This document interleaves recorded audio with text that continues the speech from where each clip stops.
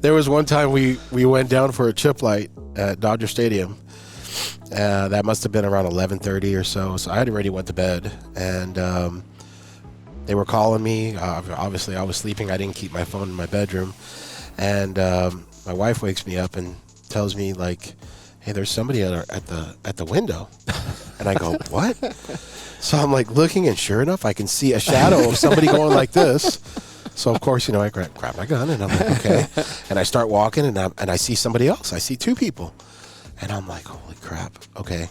Let me get my phone. So I get my phone, and I'm about to call 911, and I realize my phone's been blowing up for the past hour. Welcome to the Vertical MRO Podcast, brought to you by Vertical HeliCASTS. All right, everyone, you're ready to contact. You're cleared to the Bravo. The Vertical MRO Podcast explores the fascinating world of helicopter maintenance, repair, and overhaul with your host, Val Medved. Now, line altimeter 3029, approved as requested. The podcast features helicopter technicians, mechanics, engineers, and MRO experts who share invaluable industry insight, knowledge, and stories that will inspire current and aspiring industry maintainers.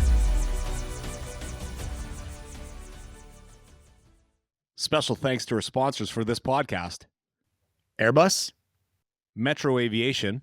Welcome to the Vertical MRO Podcast, brought to you by Vertical HeliCASTS in partnership with Vertical Magazine. In this two-part series, I sit down with Jack Schonely, host of the Hangar Z Podcast, and Richard Weiser from the Glendale Burbank Police Air Support Unit. Richard's a highly skilled helicopter maintenance professional with over 25 years of experience in maintaining and supporting helicopter operations. With more than 18 years dedicated to law enforcement aviation, Richard's demonstrated exceptional expertise in ensuring aircraft airworthiness, modifying helicopters to meet departmental needs, and managing maintenance schedules. Currently serving as the Director of Maintenance for the Glendale Burbank Police Air Support Unit, he's maintained a fleet of MD 500N helicopters for over 15 years. Richard's background also includes military helicopter maintenance service in the United States Marine Corps, known for his reliability, technical skill, and dedication. Richard's a proven asset in aviation maintenance and law enforcement support.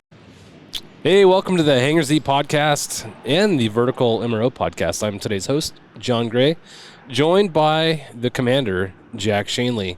Jack, you've been on the Hangar Z Podcast for, about a year and a half now? Is that about right? Yeah. But this is your first appearance on the Vertical MRO Podcast. That is correct. Yeah. Only for Richard. So I'll have to do this for you. Yes. Thank you. Thank you so much. It's good to be here on the MRO. The Vertical MRO Podcast is huge for me, and I know for you too. A lot of the time, the air crews are getting the focus, a lot of the attention. They're getting a lot of the accolades, but yeah, you realize that all the missions that happen in public safety aviation wouldn't happen outside of maintenance operations. That's right. And on the Hangar Z Podcast, we've only had an opportunity to talk to one mechanic in the past who was a mechanic who I worked with. So this is a conversation we've actually been talking about having for probably about 2 or 3 years. I know. That long. I'm hard to come by. But we've got somebody with us who has got a really interesting background, a lot of experience as a maintainer. So I'm really excited to dig into your background and to learn more about the stuff that you've done. You're the sole maintainer here for Burbank, Glendale PD. On that, Jack and I are here visiting Burbank at their hangar, which is really cool. You guys opened the door for us. Thanks for letting us come in your house and hang out. It's always better to do these in person, I feel like. It is. It's fun. Yeah. You just get an opportunity to get some more relevance, a little more understanding of some of the operating environments that they're working in. And yeah, that's the one thing that's interesting, because you could talk about it all day, but if you're there and you're looking at it before we press record, we're here looking, talking, and we learn all sorts of things before we press that record button, and it just makes it more genuine and good for us. It makes it easier for us, believe it or not, because we can learn things before we start talking.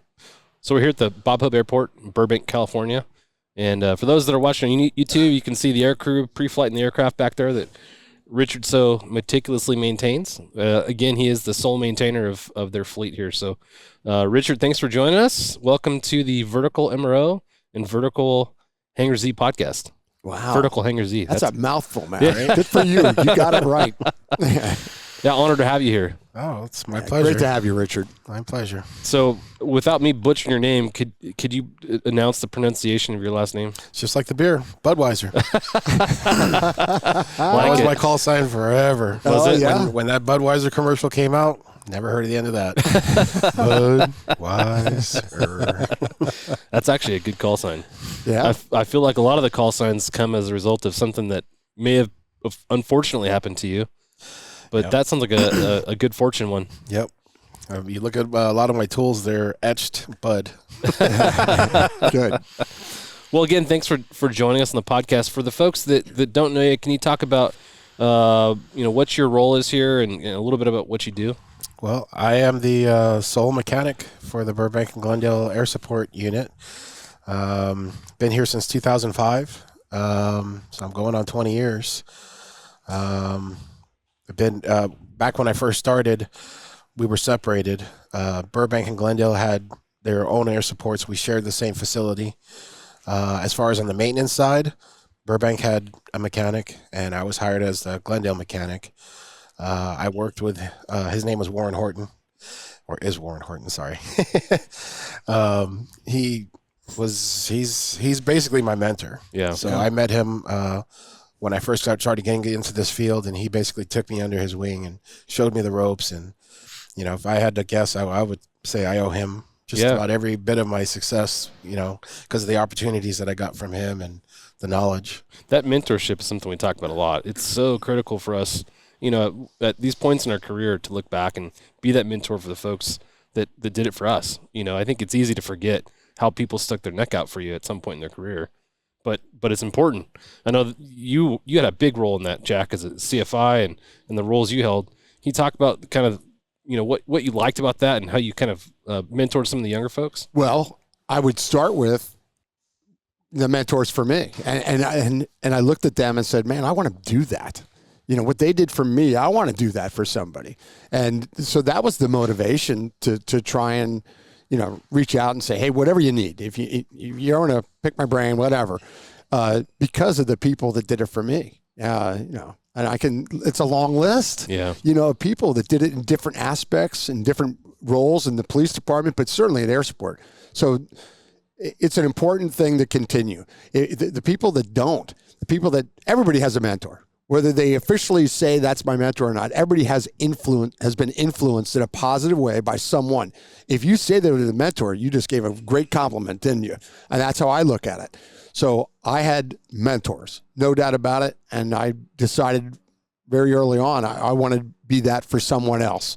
And I know that people that I've been a mentor to have done it for others too. It travels down the ladder. Absolutely. That where you pass it on and they pass it on. So I think it's an important thing to talk about in every job. Yeah. It's true. In the MRO segment, I think it's interesting to have that conversation too, because it doesn't change just because there's a different tool you're using. Any insight for you on things that have been impactful? I know being part of you're the only person here on the maintenance side, but you interact with all these folks. What are your thoughts on mentorship from your perspective? Well, I mean, as far as maintenance-wise, there's nobody else here, but I try to maintain a good verbal communication between the flight crew and maintenance, because in all reality, we're on the same team. Yeah. Right. The goal is airworthiness, right? We don't want to crash. We don't want any incidents to happen that don't need to happen. So, like for instance, whenever I do maintenance on one of the aircraft, when the pilots, it's time to do post-maintenance flight, I'll go out there with the pilots and I'll tell them, hey, I removed this. A lot of the stuff that I do, they never get to see because the panels were off and now they're back on. They didn't see what I put back on. And right. So I tell them, like, okay, I took this off. I had to safety wire that so that they can double check. And I guess in a way I'm triple or quadrupling checking my work because I'm verbalizing it.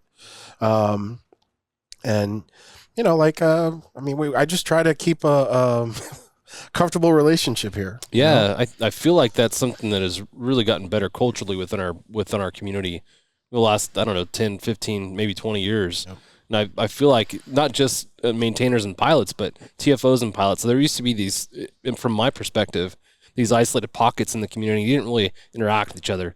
And it seems like now we've kind of unified and we're really kind of this one mission kind of mindset. Would you say that's what you've experienced here? Oh, absolutely. I mean, in the past, the reason why I don't like doing that is because in the past places that I've worked, there was a clear divide between pilots and mechanics. Interesting. Like, if I was helping a pilot do a pre-flight, that was like a big no-no because, hey, that's pilot stuff. Pilots do pilot stuff. Mechanics do mechanic stuff. We don't. And I go, what?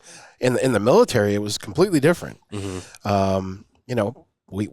open up the paneling of the aircraft so that the pilots can go and inspect every bit of it, and then we go behind them after they're done and button everything up. We're all on the same team. Yeah. That's interesting. I feel like for my agency, and I'm sure it's the same here, if there's a pursuit, we're running to the aircraft. The maintainer is going with us, and they're helping in the same way that we're get the starting process done. Exactly. Make sure that everything is safe. I think it's a great illustration of that singular mission mindset. So I love that. You guys had a little bit of a unique experience at LAPD because you had a whole maintenance facility.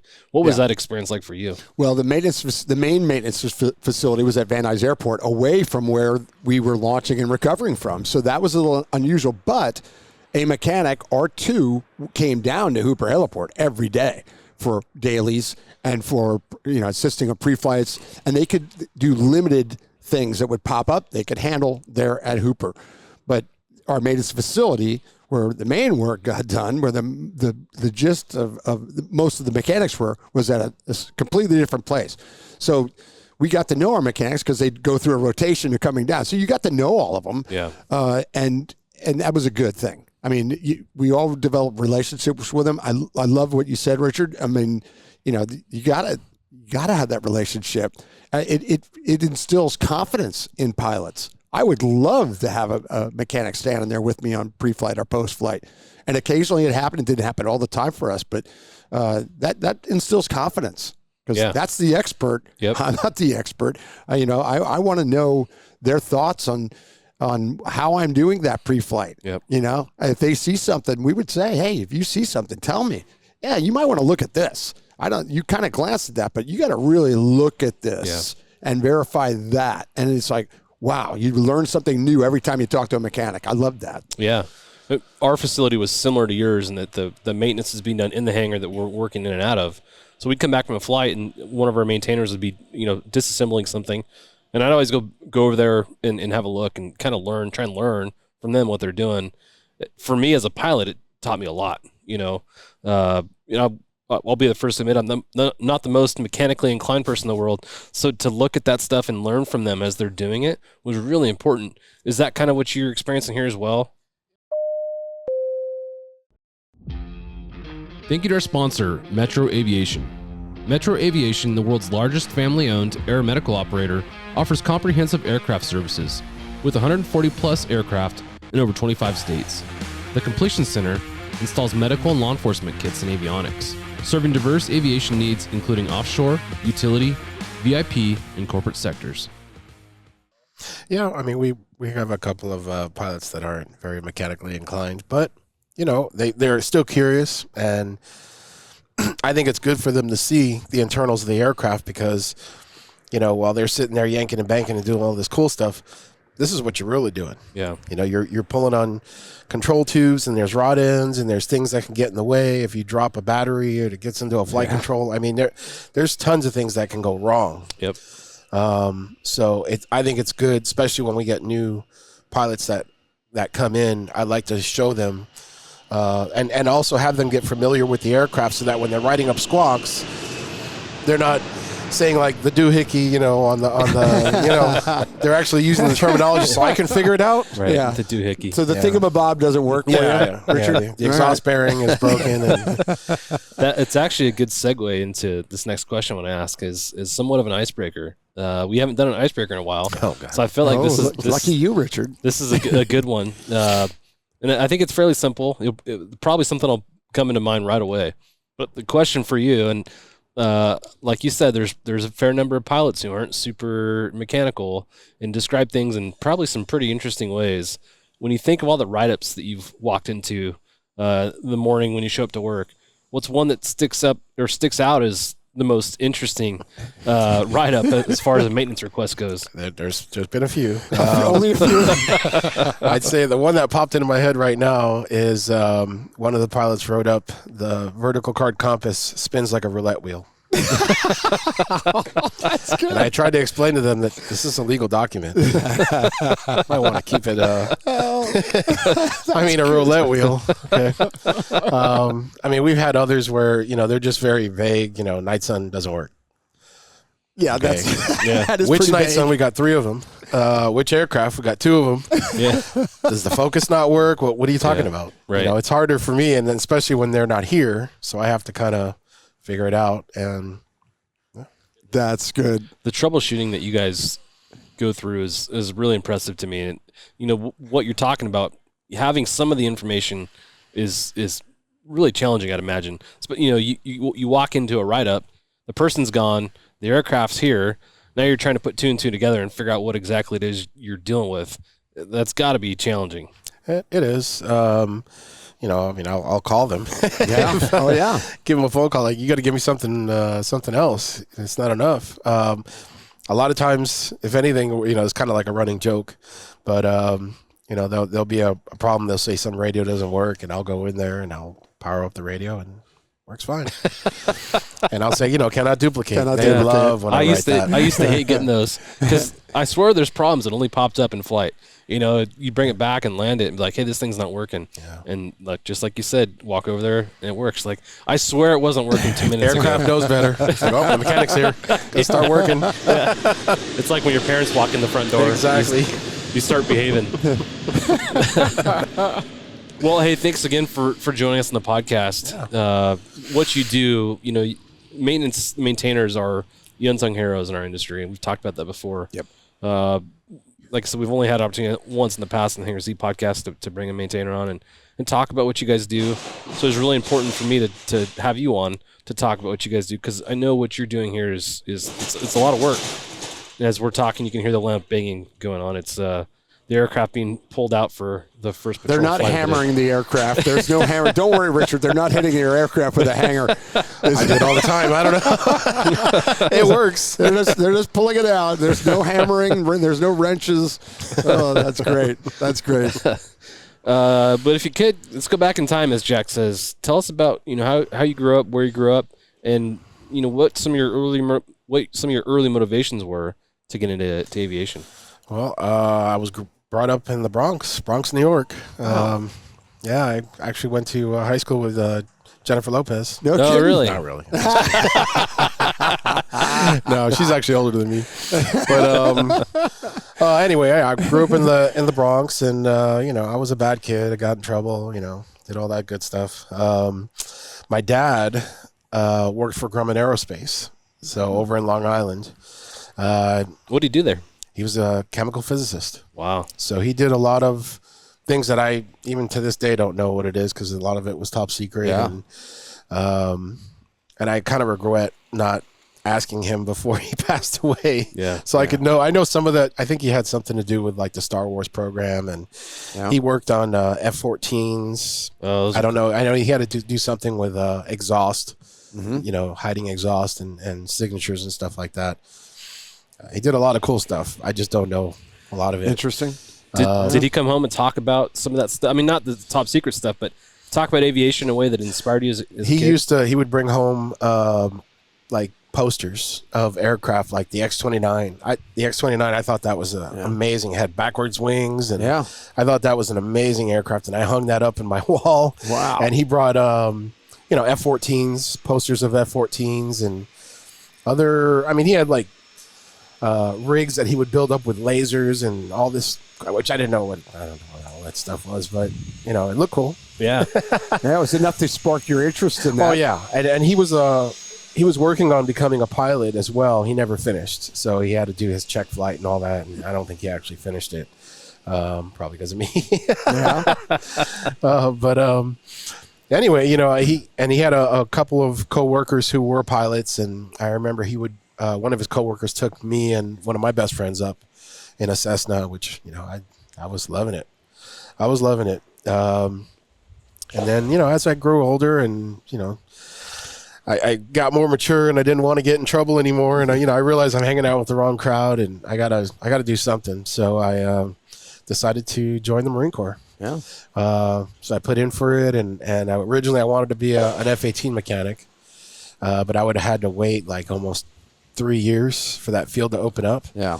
So I asked, what other aviation jobs were available, and there was an MOS 6114, which is flight line mechanic on Hueys and Cobras. Wow. And that I only had to wait 10 months. I said, okay, sold. Do it.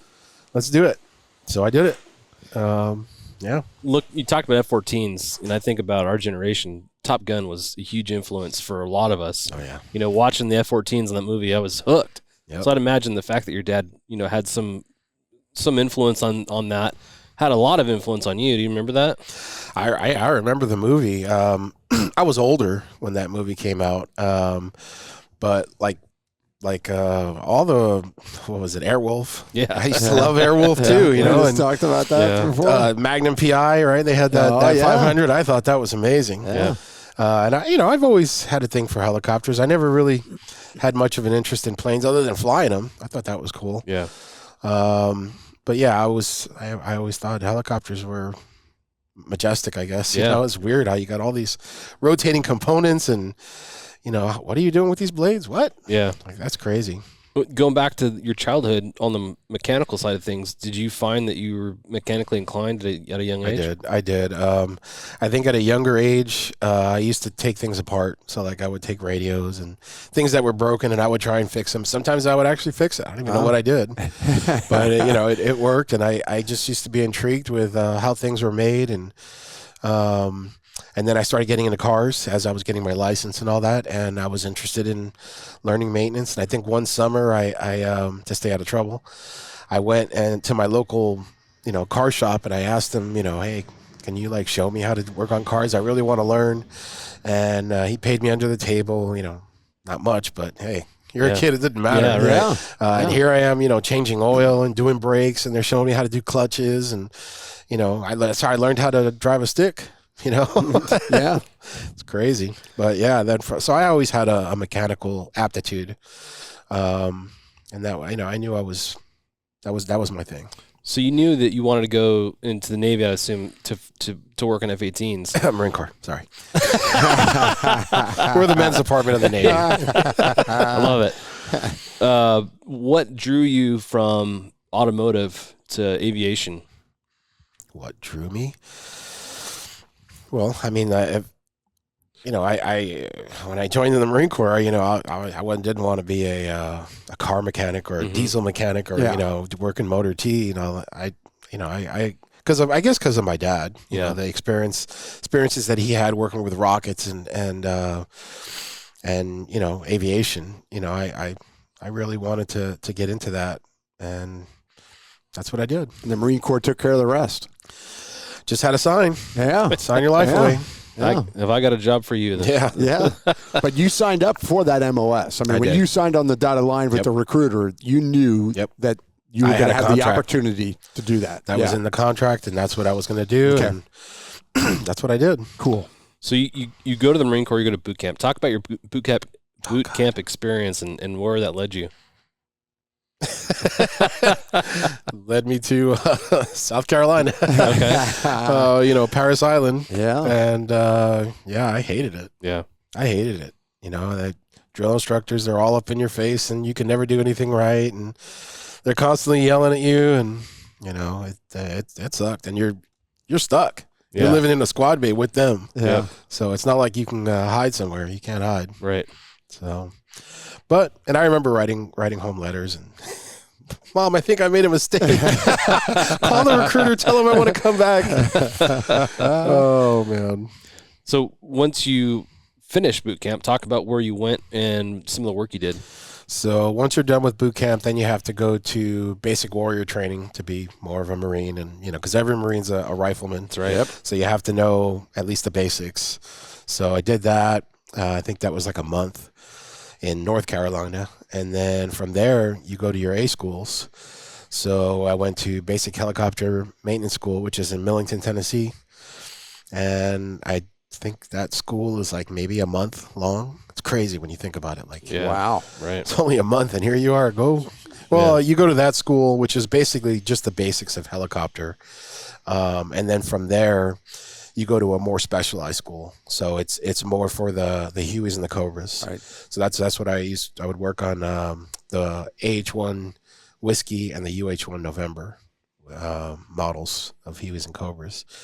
So, but as a flight line mechanic, you're not really dealing with hydraulics or any of the airframe stuff. At Flightline, you're dealing with mainly the inspections on the airframe, drive lines, transmissions, pre-flights, post-flights, compressor washes, whatever inspections that have to get done, you're pretty much it.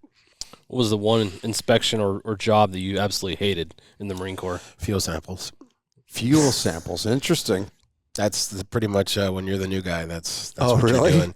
So you're under the belly of a helicopter with a glass jar, and fuel spilling all over your arms. Yeah. I had a CFI and ended up being a supervisor at my agency that he could smell one drop of jet fuel in your boot. Yeah. So you get in the aircraft and the air's on, the air's running, the aircraft's running. And he's like, you get fuel in your boot? We're like, maybe. You could tell. But like you say, you end up It's smelling potent. like jet fuel all the time. And It's just potent. it's a staple of our career. We talked about earlier. One of the reasons we love coming to the airport is the sights and smells and everything else. And part of that smell is Jet A. Yeah. I love that Jet A. smell. I hate that smell. I absolutely hate it. And every time I go home, my wife's always like, "You worked on fuel today, didn't you?" And I washed my hands. It doesn't matter how many times you. Doesn't matter. Yep. It's a smell that's hard to get out of clothes or out of anything else. Yep. Have you found any tricks? No, It doesn't work. None that work. All right. hopefully, I probably don't get some cancer. myths. I'm probably going to get cancer from that too. Oh, man, that's potent stuff. It is potent stuff. Yeah. We talked about your early career and how you went from wanting to work on cars to wanting to work in aviation. It brings up an interesting point with recruitment. I think about the aviation community. I feel like recruitment is tough across the board, but specifically as it relates to maintainers. From your perspective, how do we broaden people's perspective and show them like this is something that you can do? Like you talked about not even really being aware of like, is this something I could do? How do we improve the recruitment for maintainers? Thanks to our sponsor, Airbus. Airbus provides the most efficient helicopter solutions to its customers who serve, protect, and save lives and safely carry passengers in demanding environments. Its civil and military helicopters are flying all over the world, making missions possible. Visit airbus.com for more information. Well, I mean, I'm just thinking about like back when I was coming up. I was able to, I could find a shop and say, hey, look, can I like sweep the floor and you guys can show me a couple things, or I would find some mechanic, hey, can you show me a couple things? And they would actually, like Warren would actually let me wrench on stuff that he's actually working on. Liability, I think, was a lot less back then. Nowadays, you've got multi-million-dollar helicopters. Nobody wants anybody to touch it who's not. Yeah. That's unfortunate. So that's unfortunate. I've had a couple people that I've mentored and I've had them come over and I'll have them work on stuff as long as I'm watching them. I feel confident enough that I can, stop something before it's, too late or, and I think that's important because that's what Warren did for me. Yep. So, he when he was working here as the mechanic for Burbank, I was still trying to come up in this world. And, even though you have all this experience in the military, it didn't really help me much. Most of the places that I applied for, I kept getting told that, well, you don't have enough experience. You've only been in NEP for a couple of years, and I'm like, yeah, but I've got 4 years experience working on, he was in Cobra. Nobody cared. Wow. And yeah, that surprises me. I mean, that really surprises me. Well, it surprised me too. And I kept saying to myself, like, how am I supposed to get this experience if nobody will let me? Yeah. So it was very frustrating for me coming up because it's like, what am I supposed to do? Right. And then, meeting Warren and Warren showing me when he worked here at Burbank and he was doing something, major maintenance, he would call me, and as long as I had time, I would drive out here, and I live clear, on the east side of Los Angeles County. So I drive 45, 50 miles just to get the experience so that I can say, I got experience. Yeah. I did this or I did that. It's definitely the chicken before the egg type thing. Yeah. It's how do you get one without the other? It's really tough. And how long were you in the Marine Corps? 4 years. So 4 years. I did 4 years. 4 years, people be jumping at that, going, man, I got somebody 4 years been working on helicopters. That just seems I odd. applied over at Ventura County Sheriff's, and they have a Huey. Yeah. Granted, it's a different Huey.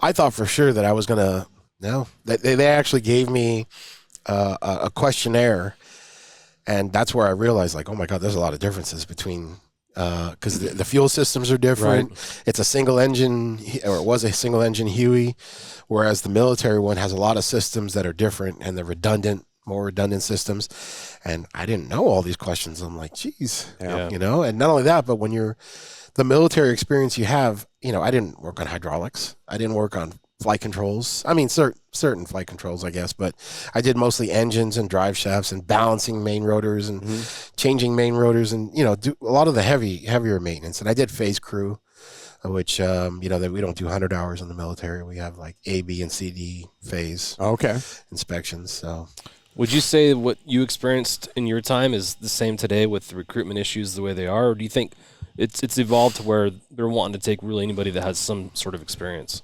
They'll take whoever wants to, as long as you commit to doing the job, they'll take you and they'll teach you. The problem is what we were talking about earlier was the liability. Liability has become a big thing. You can be an ASC mechanic, work on cars, and have a quarter of the liability that you would on helicopters or aircraft. You have a problem with your car, you pull over on the side of the road, you're fine. Helicopter, you'll be on the side of the road. Right. Yeah, that's true. So, and there's a lot of liabilities, and what's the first thing the FAA, when there's an incident, the first thing you want to know is who signed off the last annual. Right. Yeah, they come right what to was the last books. Maintenance that was done. So it's already pointing at you first. Yep, comes right to the books and right to the who is this? Oh, that's that maintainer right there. Boom, they want to talk to you. Yeah, that's true. One of the things I love about aviation is the passion that folks have to be here. Obviously, you've got that passion. You love what you do, and you've been here for over 20 years. It's got to be 20 years, yeah. When you reflect on that, what are some of your thoughts when it comes to the conversation of mental health? We talked about that a little bit.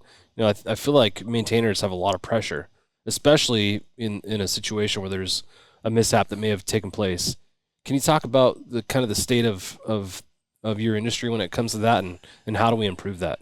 Well, I haven't been involved in any incidents like that. As far as like mental health, I probably didn't make good choices when I was coming up.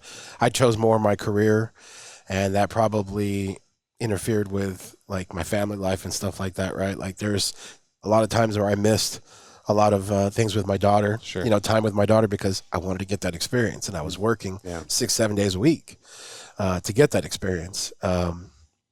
Looking back on it now, that probably wasn't the smartest thing to do, because your family is your family. Yeah. This is just your job. Yeah. But I was passionate. You're right. I was passionate about it and made my decisions, and here I am. Halsey, this guy Halsey that we know. Who? Halsey Scheider. He talks about aviation-induced divorce. Yeah, AIDS. Calls it AIDS. And I got that. Too. That's something that's prevalent in our industry, unfortunately. And that imbalance with work-life balance is often responsible for that, because you're so passionate. You want to be learning and being a part of this community. So what advice do you have for young folks who are new to the industry who find themselves in that position? I think times are just different now. So, your family is your family, and that should always be, and your religion, that, or whatever you believe, that should be first and foremost. This is a career. Granted, it pays the bills. I understand that. But, family should always come first. Yeah. And it's not saying I didn't put my family first. I did, but I also put my career and try to elevate them both at the same time, which is impossible. We understand that. The cops do the exact same thing. I mean, the exact same thing, especially early in their careers. You know, you're all in, and you talk about it constantly. You want to be at work. Every chance you get, you're in there working, and you're working overtime, and you're not blinking an eye, and you forget that's taking time away from someone else. You know, and it can affect. It will affect them. I mean, even here, I'm always available. Yeah. You know, I don't get paid standby time. I don't get a cell phone from work, but I'm always available for the crew.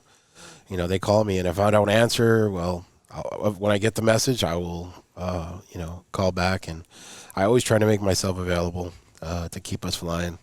That's the one commonality that I find with all the maintainers I know is the willingness to be available. Yeah. You know, if there's an incident, they want to call me right away. It's like 2 a.m. Yeah. I don't care what time it is. Give me a call. So I admire you guys for that. You know, just wanting to be there to make whatever situation is wrong right. So and it comes at a cost, like you said. There was one time we went down for a chip light at Dodger Stadium. That must have been around 11:30 or so. So I had already went to bed, and they were calling me. Obviously, I was sleeping. I didn't keep my phone in my bedroom, and my wife wakes me up and tells me, like, hey, there's somebody at the window. And I go, what? So I'm like looking, and sure enough, I can see a shadow of somebody going like this. So of course, I grab my gun, and I'm like, okay. And I start walking, and I see somebody else. I see 2 people, and I'm like, holy crap. Okay. Let me get my phone. So I get my phone, and I'm about to call 911, and I realize my phone's been blowing up for the past hour. And they're talking about that they called West Covina PD to come to my house and wake me up. So I said, oh, that must be them. So I go running out there, and they already drove off. And I'm like, no. So I wind up calling them, and they told me that Pasadena is waiting at El Monte Airport for me. So I jumped in my car, drove to El Monte. They're sitting there waiting for me. I jump in the ship. They fly me over to here so I can get tools, and then I jump in the truck and go to Dodger drove to Dodger Stadium, and Dodger Stadium is a big place, so I didn't know where they were at. Yeah. But yeah, that was an all-nighter. Wow. Pretty bad chip. That's a unique ride to work. Not many people get a flight. I felt pretty important. Yeah. I have to admit. Oh, you are? I was like, look, I had to drive to the airport to jump on a helicopter to go. Yeah. That's good. That's pretty cool. Going back to your Marine Corps time, you talked about the school that you went to, the basic helicopter school. Mm-hmm. Can you talk about that, is how that maybe compares to the beginnings of AMP school for folks that are in the civilian side? It doesn't really correlate, because AMP school, you're responsible for most of the aircraft, pretty much all the aircraft, right? In the military, I'm a flight line mechanic, so it's mainly they just went into a lot of theory. They showed systems like cutaways of transmissions, cutaways of engines, how these drive shafts work and what they spin, and filters, and just so you get a gist of how helicopters work. And it wasn't any helicopter in particular. Some of them were CH-46s or CH-53s, but they would try to stay just basic. That's why it's called basic helicopter maintenance. And then, the school after that is where you get more specific training on the helicopter. And then after that, you're doing on-the-job training. Right. So you'll go to a squadron. It may not be the squadron you're going to be assigned to, but you'll be at the squadron for like a month or so. And, of course, you're the new guy, so you're the butt of all the jokes. Did you get a name tag? No, I did not get a name tag. But my name was Bud, of course. So we bring that up. There's a new TFO here today walking around. I think it's day 3 for him. Yeah. And he's got no name tag. So his nickname has been appointed. His nickname is name tag. Yeah. You're so new, you don't have a name tag. Call him new guy. Yeah. New guy. I got a question with the Marine Corps. So for you, or for Marine Corps in general, there's no equivalent to that AMP. It's broken into segments in the Marine Corps. There's kind of aviation. The Vertical MRO Podcast is powered by Vertical Magazine, the rotorcraft industry's #1 trusted multimedia resource. Visit Vertical Mag Media on YouTube to gain access to exclusive videos featuring operators in the field and more unique content from the pages of Vertical. Subscribe today to stay informed and inspired. There's kind of a similar. So your So once you get to your squadron and you're learning about your aircraft, then you have to become a plane captain, dual certified plane captain, because you got 2 aircraft. So a plane captain is you have more than the average knowledge of the aircraft. You understand a lot of the systems and you get tested on it. Right. And once you pass that, okay, now you're blessed. It's in your training jacket. You're a dual certified plane captain. So now you're doing a lot of the pre-flights and post-flights by yourself. And you're testing systems and, if you're finding squawks and stuff like that, you're writing up what they call MAFs, and that would go to whatever. If it's an avionics thing, then you would send it to avionics, and avionics would work on it. Now, after that, you can become a collateral duty inspector, so a CDI. So that's more kind of like an IA. Okay. You're kind of like an inspector. So before you can torque any major component, a CDI has to witness the torque. So he'll look to make sure that you set the torque wrench to the correct torque and you're torquing it correctly, and he just basically watches over you. Okay. And then from there, you become a QAR. So now that's actually more like, I guess, the IA, because now you're involved with the logbooks and maintaining the logbooks, and you're also delegating maintenance, what's going to get done, how it's going to get done, you're setting schedules, and such. Okay. So by the time you're done in the Marine Corps, you've experienced, it has come in piecemeal, grows and grows and grows with your knowledge and experience that you're allowed to work on. Right. I didn't test for CDI or QAR. I just stayed grunt mechanic. Yeah. Okay. I got it on phase crew. So I was mainly nights for the majority of my 4 years. I loved working night crew because, none of the bigwigs are there. And Yep. you just get the work done, and when the work's done, you go home. Yeah. Yeah. So I was on night crew and for most of my career, and, I went overseas twice on a ship the first time, and the second time I went to Okinawa and South Korea. Any memorable missions that you were part of in either one of those deployments? Oh God. Funny or serious or otherwise? Well, I remember. So when we were, I actually wasn't supposed to go overseas. So I was supposed to go to Okinawa the first time, and unfortunately, one of the Marines in our unit committed suicide in the barracks. Well, now it came time someone's got to take his spot. So they asked for volunteers. Of course, I kept my hands to myself, and they were like, "Weiser, perfect." I didn't raise my hand.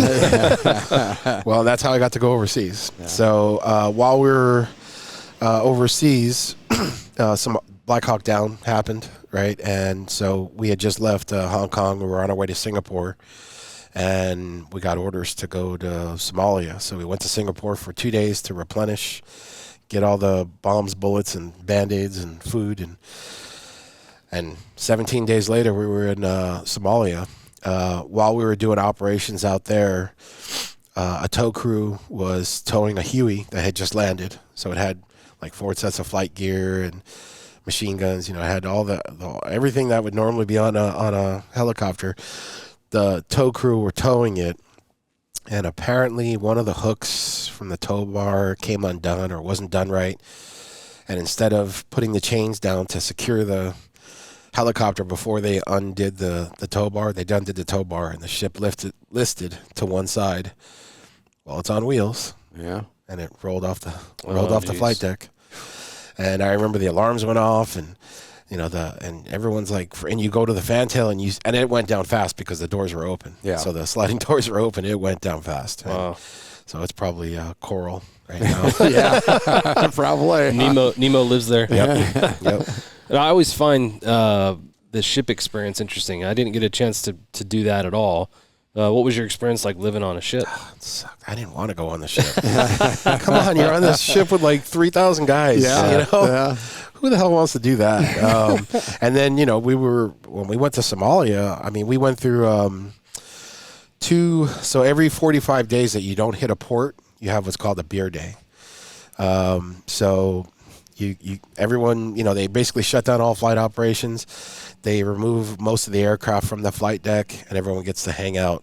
They call it the steel beach because it's made out of steel, and you're just hanging out on the flight deck, and everyone gets 2 tickets for 2 beers. That's cool. So we had 2 beer days because we were there for that long without going to port.